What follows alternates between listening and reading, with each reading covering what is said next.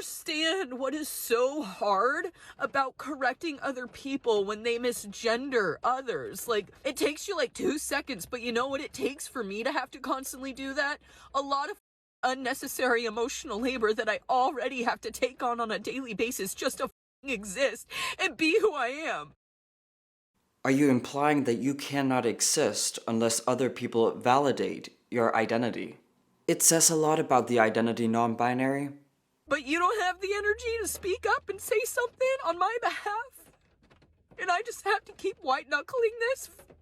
The reason why most regular people do not want to correct the ones who misgender someone is because they don't care. They don't believe in this ideology where misgendering is actually a thing and is somehow a problem.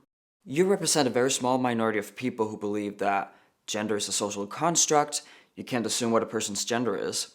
There are a million genders out there. You have the right to believe in all this BS. You have the right to be wrong. But you do not have the right to control what other people think, say, and do. You have nothing to cry about. Absolutely nothing. What other people call you is not in your control. There's no such thing as my pronouns. If you have to talk about yourself in third person, you can control that, of course, but what other people call you whenever they look at you or hear you talk, not in your control. If you were an actual transsexual, you wouldn't be filming yourself crying in your car just because someone misgendered you or someone you know, I'm not sure. Hate to burst your bubble. But gender dysphoria is a mental disorder. And crying like this after getting misgendered is not a symptom of gender dysphoria. You cannot control, speaking of control, you can't control how your brain reacts whenever people call you a certain thing that you don't like or you don't want to go by. You certainly do not have the energy and time to record yourself in the car crying. That's not how mental disorders work. You can't time it. You can't time the reactions, the symptoms. I deal with gender dysphoria and I've been called she many times, obviously, throughout my life. And during the most dysphoric times, I was trying so hard to repress my feelings. Especially in the moment when someone called me she. I would try to tell myself my gender dysphoria, that the person is really trying to be respectful and despite me looking like a girl, sounding like a girl, the person is trying to call me he. But it's hard. And do you know why I was trying to tell myself this at the time? Despite me really struggling with my mental health and my dysphoria. It's due to me respecting other people. Naturally. I don't see the majority of all people, the cis people, as the enemy, as my enemy. I don't have any bias towards the people who are not trans, because my life would be extremely hard if I did. And that's why these people are crying, having meltdowns on TikTok. They're not feeling well, and it's sad to see. People wonder why we need a union at Starbucks, and I am literally about to quit. I don't know if I'm gonna do it, but I really want to. I almost walked out today, and I'm crying in the back room right now, and I almost cried on the floor. It's just, as a full-time student, I get scheduled for 25 hours a week, and then on weekends they schedule me the entire day, open to close. I'm on the schedule for 8.5 hours, both Saturday and Sunday. There's so many customers all day.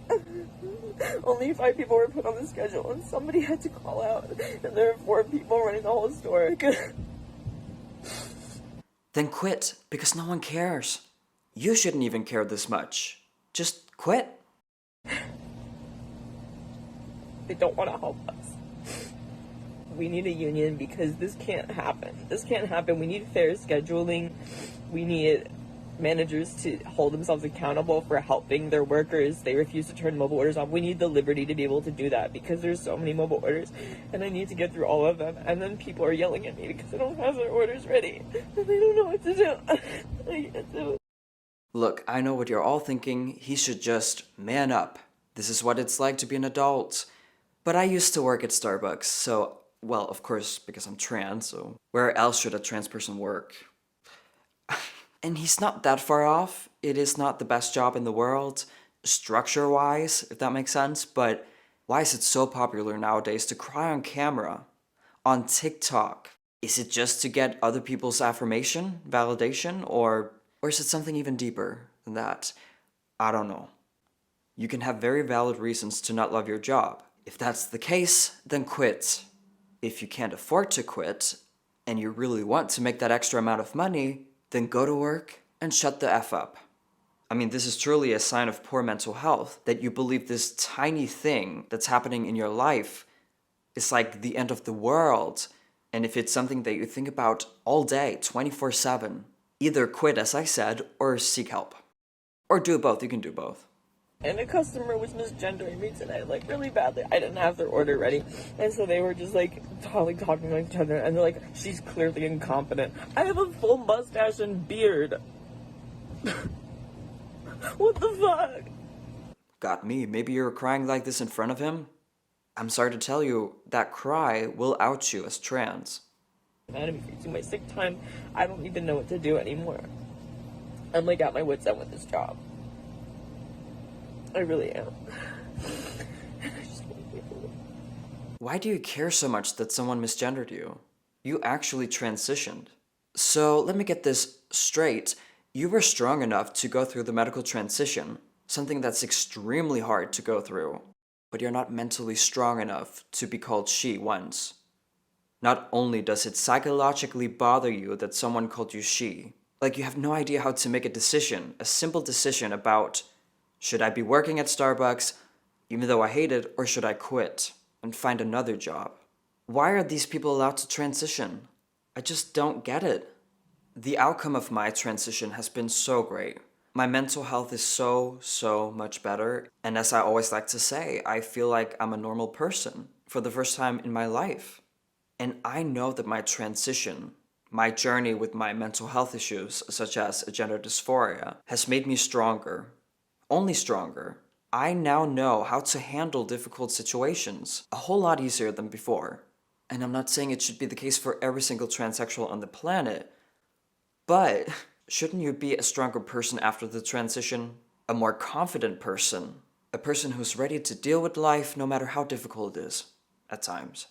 But unfortunately today we're seeing so many weak trans people who are extremely sensitive and believe it's the regular person's responsibility to fix all their problems, to make them happy, when in reality the transition should make them to some degree happy.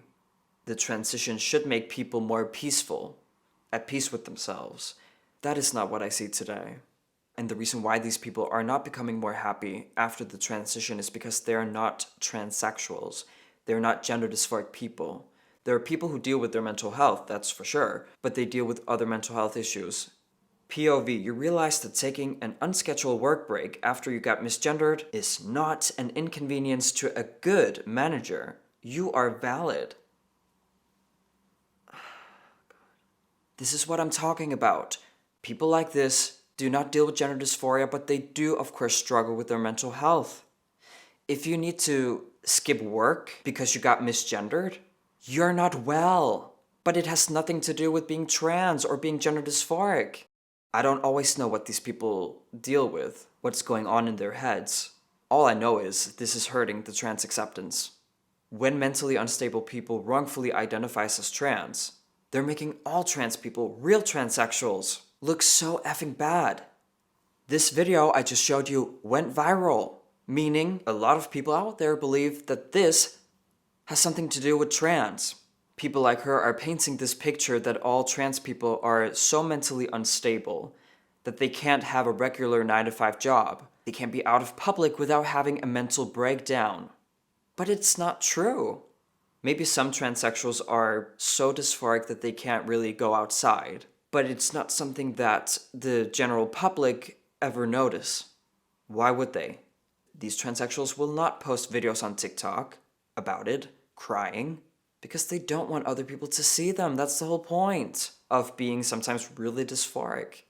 Real dysphoric transsexuals do not blame, do not, let's say, expect the majority of all people to behave a certain way, think a certain way when being around trans people. Us transsexuals just want to live normal lives, and we don't want to demonize the public.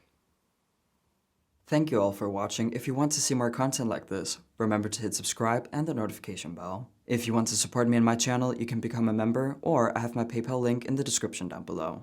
Follow me on social media. I love you and I cannot wait to see you in the comments. Peace out.